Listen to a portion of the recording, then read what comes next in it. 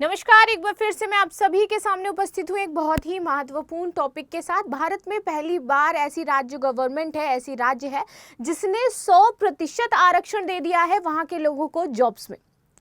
ये एक तरीके से यदि देखा जाए तो हमारे कॉन्स्टिट्यूशन के खिलाफ हो जाता है। हमारे कॉन्स्टिट्यूशन में इसको लेकर के क्या प्रावधान है, इनके बारे में हम चर्चा करेंगे। और ये जो बिल पास किया गया है, इस बिल में क्या महत्वपूर्ण बिंदु दिए गए हैं, इन पर भी आज हम डिटेल से डिस्कशन करने वाले हैं। ठीक है, मेरा नाम है प्राची मिश्रा और संस्कृति IAS के इस प्लेटफॉर्म पर आप सभी का स्वागत है। जैसे मैंने बोला कि भारत की हिस्ट्री में पहली बार ऐसा है कि किसी गवर्नमेंट ने, राज्य गवर्नमेंट ने 100% वहां के लोगों को आरक्षण दे दिया है। ये एक तो जो हमारा संविधान कहता है, जो सहकारी संघवाद है, इसके पूरी तरीके से ये खिलाफ है कि 100% आप अपने राज्य के लोगों को रिजर्वेशन दे दीजिए। इसके बहुत सारे प्रोज एंड कॉन्स हैं, इनके बारे में भी हम चर्चा करेंगे। चलिए शुरू कर लेते हैं आज का लेक्चर। ठीक है, Karnataka approves bill for 100% reservation for Kannadians, ठीक है, इन प्राइवेट फर्म्स। तो जितने भी कन्नड़ लोग हैं उनको क्या है, 100% रिजर्वेशन प्रदान कर दिया गया है यहाँ पर। अच्छा, ये एक तरीके से यदि देखा जाए तो अच्छा भी है कि अब क्या होगा, कर्नाटका में जो लोग हैं, वहाँ के कन्नड़ लोग रह रहे हैं, उनको पहले प्राथमिकता दी जाएगी। वहाँ पर जो बेरोजगारी है उसका स्तर कम होगा। साथ ही साथ आप देखोगे कि जो कन्नड़ लोग अपने राज्य से बाहर जा करके जॉब करते थे, अब उनको वो करने की आवश्यकता नहीं होगी, यानी उनको उनके राज्य में ही जॉब मिल जाएगी। लेकिन वहीं यदि उलट देखा जाए तो अब क्या, कर्नाटका से शायद स्किल वर्कर्स जो है उनकी कमी उनको फेस करनी पड़े, क्योंकि ऐसा तो है नहीं कि हर एक मशीनरी, हर एक फर्म के लिए वहाँ पर स्किल वर्कर ऑलरेडी मौजूद होंगे। कई बार चाहिए होंगे कुछ ट्रेंड लोग, कुछ ऐसे लोग जो वहाँ पर आकर के कार्य कर सके। तो जब 100% रिजर्वेशन सिर्फ कर्नाटका के लोगों को है, तो ये बाहर के लोग जो वहाँ पर जॉब कर रहे हैं, इससे एक तरीके से अनएम्प्लॉयमेंट भी बढ़ेगा। जहाँ कर्नाटका का एम्प्लॉयमेंट जो रेट है वो तो कम हो जाएगा, अनएम्प्लॉयमेंट रेट, वहाँ पर लोगों को एम्प्लॉयमेंट मिल जाएगा। लेकिन वहीं यदि मैं अदर स्टेट्स की बात करूँ तो वहाँ पर क्या होगा, एम्प्लॉयमेंट आप देखोगे कि वो धीरे धीरे वो लोग क्या हो जाएंगे, बेरोजगार हो जाएंगे। क्योंकि अगर वो वहाँ पर बहुत टाइम से जॉब कर रहे हैं, ऑफकोर्स मान लीजिए आपकी किसी फर्म में वो 10 साल से है, अब यहाँ पर रिजर्वेशन का जब रूल आ गया तो कुछ ऐसा हुआ कि उनको वहाँ से निकलना पड़ा, तो उनकी जॉब जो पहले से फिट थी वो क्या चली जाएगी, अब छूट जाएगी। तो बेरोजगारी है वो अदर स्टेट में बढ़ेगी, इवन कर्नाटका में लेकिन कम होगी। अब इसी पर हम डिटेल से देख लेते हैं। कर्नाटका के मुख्यमंत्री सिद्धारमैया ने मंगलवार को कहा कि मंत्रिमंडल ने निजी कंपनियों में ग्रुप C और ग्रुप D के पदों पर कन्नड़ लोगों के लिए 100% आरक्षण लागू करने वाला जो आपका विधेयक था उसको मंजूरी दे दी है। तो यहाँ पर ग्रुप C और ग्रुप D के तहत आरक्षण दिया गया है।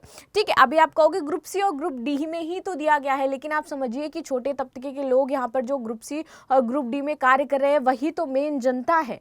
ठीक है, और 100% आरक्षण अभी तक किसी ने किसी भी ग्रुप में नहीं दिया है, चाहे वो ग्रुप C हो चाहे वो ग्रुप D हो।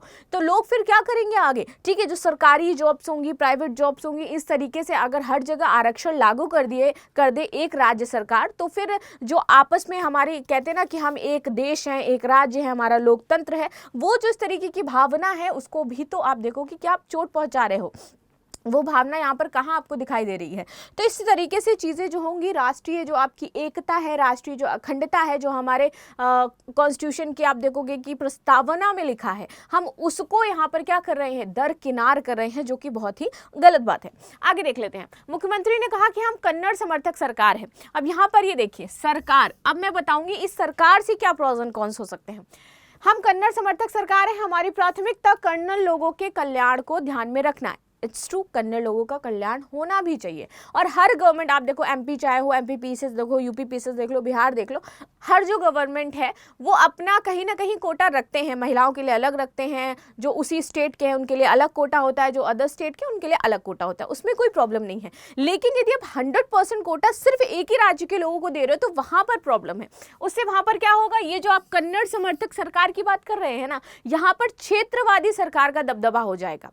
ठीक है, लोग क्या कहेंगे, हमारे यहाँ पर तो हैं, वो हमारी बातें सुनते हैं। फिर जो वैश्विक मुद्दे होंगे ना, और जो हमारी भारत की जो पूरी तरीके से लोकतंत्र जो हम कहते हैं, भारत का जो पूरा हमारा पॉलिटिकल एनवायरनमेंट है वो डिस्टर्ब होगा। रीजन देखो, कन्नड़ लोगों की जो भी मांगे हैं वो तो वहाँ पूरी हो जाएंगी, वो पूरी हो रही हैं। तो उन लोगों को जो नेशनल क्या मुद्दे चल रहे हैं, देश में क्या समस्याएं चल रही हैं और जो बहुत ही प्रभावी मुद्दे होंगे, शायद वो उन मुद्दों पर खड़े नहीं होंगे, क्योंकि उनको फिर मतलब नहीं होगा कि क्या देश में चल रहा है। वो कहता है ना कि हमें हमारा काम हो गया, हमें क्या लेना देना किसी से। तो वो वाली जो भावना है ना वो बढ़ेगी।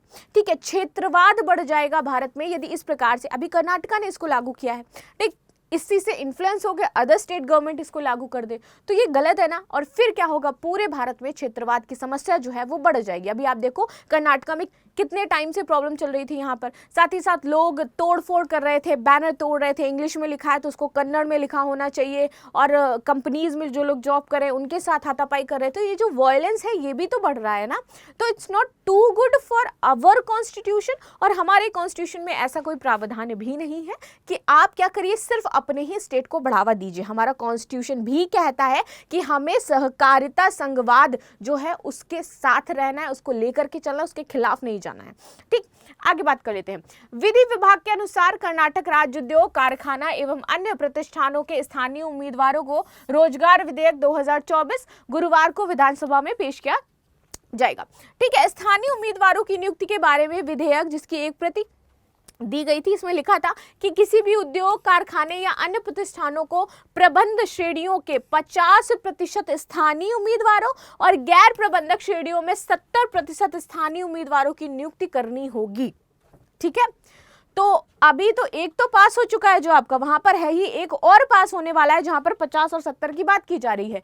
ये है वहां पर आप देखोगे मुख्यमंत्री जिन्होंने अपना ये ट्विटर पर पोस्ट डाला और इन्होंने अपनी कन्नड़ भाषा में ही लिखा था, और यहाँ पर उन्होंने लोगों को जानकारी दी कि अब पूरे कर्नाटका में 100% रिजर्वेशन लागू हो गया है group C and group D के लिए।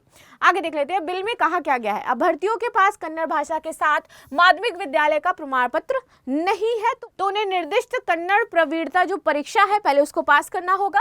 योग्य स्थानीय अभ्यर्थी उपलब्ध नहीं हो तो प्रतिष्ठानों को सरकार या फिर उसकी एजेंसियों के सक्रिय सहयोग से 3 वर्ष के भीतर उन्हें प्रशिक्षित करने के लिए कदम उठाने होंगे। लेकिन देना क्या है, स्थानीय लोगों को देना है। अगर उनको प्रशिक्षण नहीं है तो आप प्रशिक्षण दो और उसके बाद उनको वहां पर जॉब दिलाओ। देखिए यहाँ पर ये अच्छी चीज है, ये एक बहुत अच्छी चीज है कि ठीक है, देखिए मैंने बताया ना कि दोनों प्रोज एंड कॉन्स दोनों हैं इसमें। अच्छी चीज ये है कि वहां पर स्टेट में जो बेरोजगारी है वो खत्म होगी, लोग जो स्किल नहीं है उनको स्किल मिल जाएगा, जॉब मिल जाएगी। माइग्रेट करके यदि बाहर जा रहे थे वो क्या है, यहीं पर अपने घर में रह करके आराम से कार्य कर सकते हैं।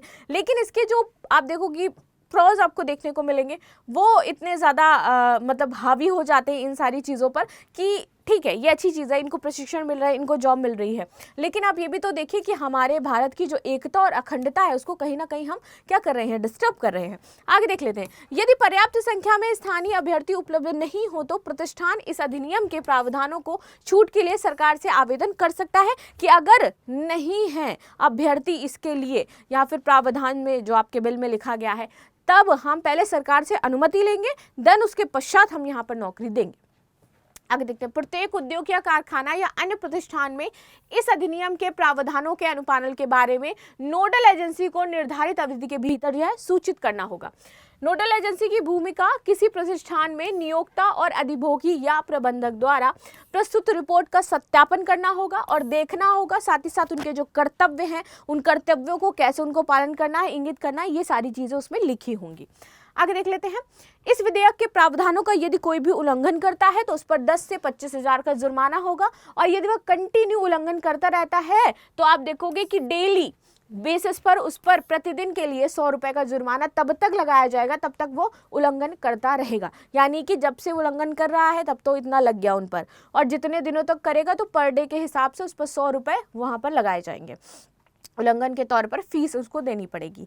तो ये यहाँ पर मामला रहेगा। ठीक है, अब जैसे मैंने बताया कि इसके प्रोज एंड कॉन्स दोनों ही थे, दोनों ही चीज़ें मैंने यहाँ पे जब टाइम पर जो पॉइंट्स हैं मैंने बताए। लेकिन यहाँ पर देखिए जो पॉलिटिकल एक इन्वायरमेंट है, अगर मैं उसकी बात करूँ तो लोगों का जो विश्वास है वो राजनीति है उस पर ज़्यादा बढ़ जाएगा, ना कि जो हमारे नेशनल लेवल पर जो बहुत ही गंभीर मुद्दे हैं जिन पर बिल बनना चाहिए, पास होना चाहिए, या फिर इंपॉर्टेंट चीज़ें जिन पर डिस्कशन होना चाहिए उस पर इतना ध्यान नहीं दिया जाएगा, जो कि कहीं ना कहीं हार्म कर सकता है।